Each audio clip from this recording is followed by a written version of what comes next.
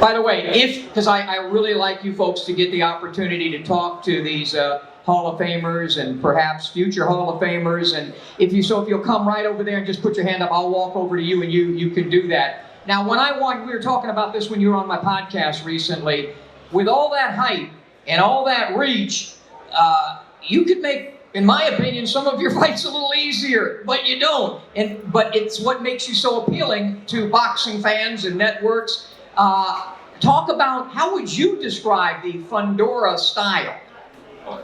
Honestly, I wouldn't even call it the Fundora style because my sister fights completely different. She has the height, she has the reach as well, and she boxes from the outside, and she boxes really good from the outside. It's just, I like to just go in there and break faces with another fighter. You know, whether it's mine or the other guy. It's exciting for me. Just as much as it's exciting for the fans, it's exciting for me. Does that ever drive you crazy when he goes to war in there, when he could keep it on the outside and move around a little bit? Well, certainly the fans love it. What's on your wish list? There's so many opportunities. You're pretty much number one. It could be, your next fight could be for a world title. Oh, well, we hope so. We hope so. The next fight is for all the belts at 154 because the Charlo is the undisputed champion at 154. But if not, well, there's plenty of other options. We're actually talking with Samson. Maybe we'll go down to 147, fight Spence if Crawford can take that fight. Wait a minute. Go down to 147. We can do it. So can he? We can go down, we can go up, we can go to 160, fight the champions at 160. You're 24 years of age now, right? Yeah. We can do it. So it's whatever's the better idea for us, you know. But right now, I established myself at 154. I'm the interim champion, 154, WBC interim champion, and we want the belts there. So you're coming at it's always great to come here to Canastota, to the International Boxing Hall of Fame, and you know, these fans here are the cornerstone of boxing. They come from all over the country and all over the world, but you're here with three classes of great fighters. Talk about some of the interactions that you've had with some of these Hall of Famers and what it's been like for you to meet so many of these all-time great men and women fighters that are here this year. Well, a couple of them I met already, like Chris Martin and Roy Jones, but it's good. That's boxing history. When Samson called and told us that we were allowed to come to this event, I was very excited, you know, because these are people I've been looking up to my whole life, my whole career, so it's a pleasure. When you were coming up, and obviously your family and your father in particular have meant so much to you, but who were some of the fighters that inspired you that you were watching when you were a young man? And you're still a young man, when you were a kid, I should say. You know, before we came here too, I was telling my dad, I was like, I need to get a picture with Marquez at least one time. So there's one of them right there, you know, and when we got the picture, we just got the picture at lunch, so that's one of the fighters that Juan Manuel Marquez. What did you like so what I loved about him is I think he's one of the great technicians that I've ever seen in the sport. Oh, he has great footwork, great punching power. I'll always recognize that as punching power. What I like in a fighter is the power. I like the triple Gs. I like the Deontay Wilders. I like the people that can knock people out. In terms of, I think we talked about this. Of the fighters today, who do you really enjoy watching of the fighters today? The explosive fighters. There's plenty of them. I think Better Be fights next week. Yes, against Joe Smith, right? Yep, that's another explosive fighter. Anybody picking Joe Smith to beat Better Be up here? He's got some fans here in New York, doesn't he? Yeah, it should be an explosive fight. Yeah. With the fighters of today, I don't think it's easy with social media. You've been able to see when some fighters I look on social media and I can't deal with it anymore. I have to. But with you seem to be able to handle and balance, because really social media has created a lot of extra pressure. How do you balance being a young man, a fighter, and dealing with the social media and all of that? How do you keep your head together? I turn my phone off. That's what I do. Yeah. Anybody have a question? If you do, please walk right over there. An opportunity to talk to a guy that has a great opportunity to be a world champion, Sebastian Fundora. You got a question for me?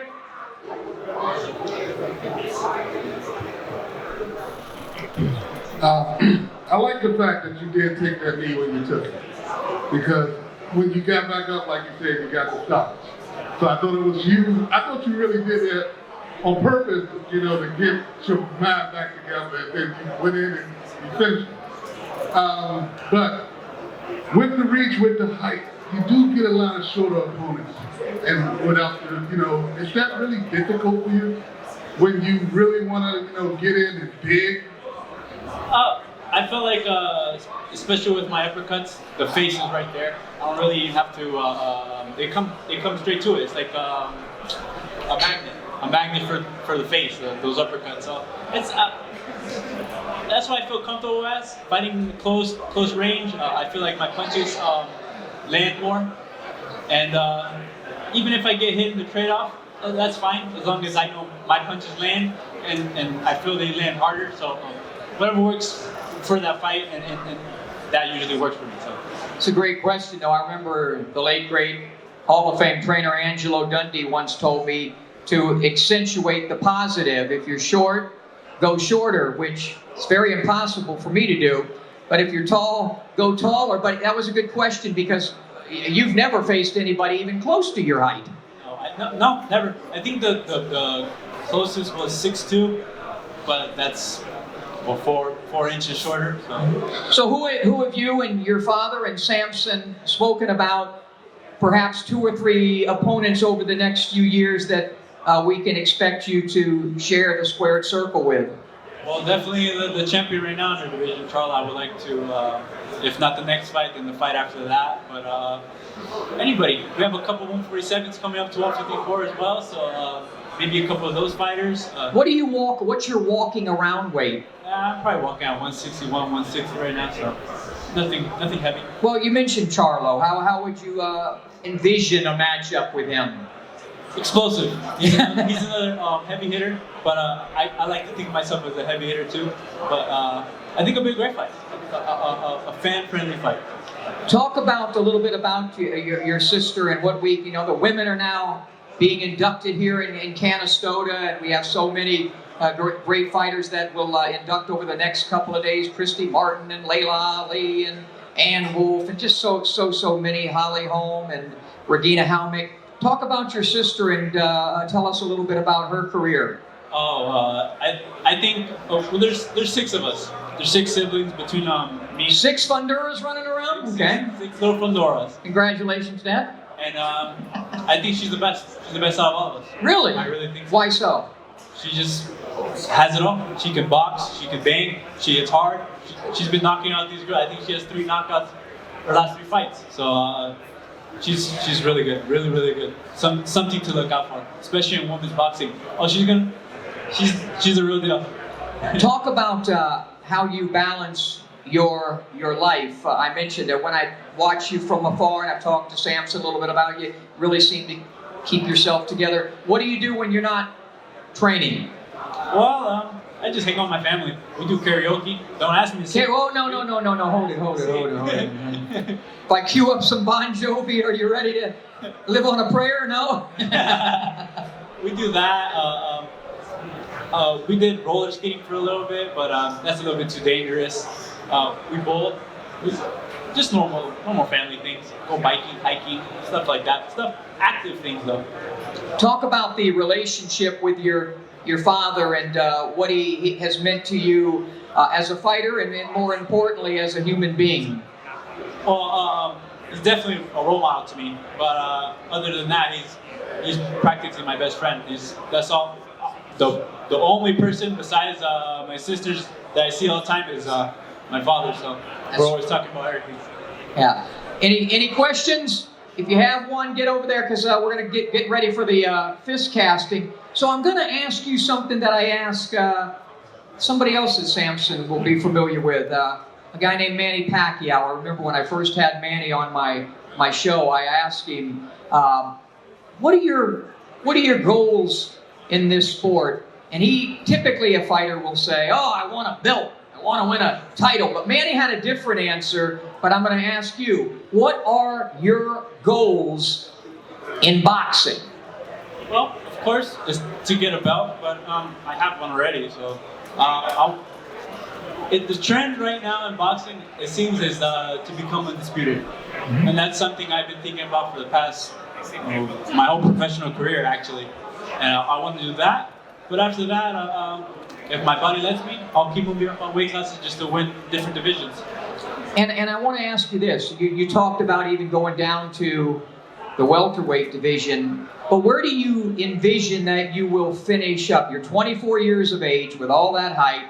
Where do you think you'll finish up? At what weight? You know, sky's the limit. Go ahead, sky's the limit. Well, for you, the sky's right now, it looks like. Yeah. But I have to ask God that, you know.